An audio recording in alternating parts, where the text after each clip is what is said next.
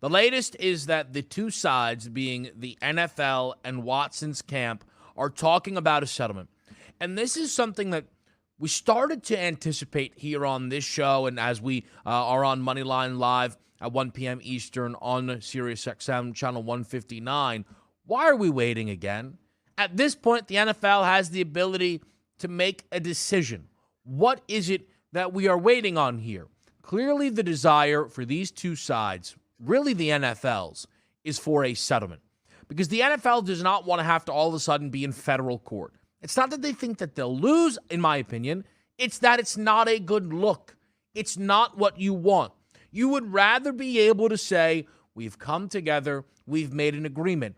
It also maybe will help go a little bit further in the idea that Deshaun Watson has some contrition, certainly not that horrendous, quick 2.5-minute video that he did before the opening preseason game. That made no difference whatsoever. The signs to me, Donnie, are pointing that the NFL wants a settlement, and it does appear Deshaun Watson's camp is listening. Do you think that is where we are heading right now?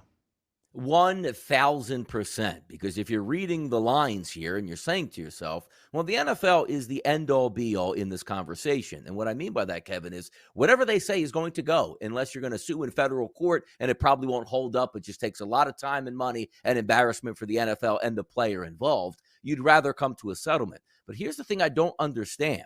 Now, it could all be different. If we hear today, let's just say by 3 o'clock, Deshaun Watson has been suspended for 1 full year. It never made it to the arbiter, and the NFL and the NFLPA came to that agreement. It's 1 year and no more, and I don't know, a $2 million fine. Let's just use that here. I'd say, you know what?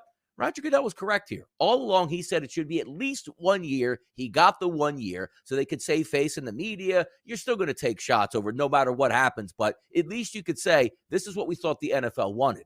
I can't under any circumstance, because remember, the NFL, what they say goes here. If Roger Goodell said 3 years plus, that's what it would be, because that's written in the collective bargaining agreement. 2 years, 1 year, whatever it is. I can't understand where the NFL has taken this stance for so long that it's unacceptable for 6 games. Every time you see Roger Goodell in front of a microphone, they're pushing for a year plus. How could it get to be where they would come to an agreement of, let's just say, 8 games or 10 games and a monetary fine, and the NFL would be okay with that? If you try to equate it, Kevin, to selling your house or selling a car, let's just say you have a car in your driveway. You know what? I'm going to sell this for $20,000.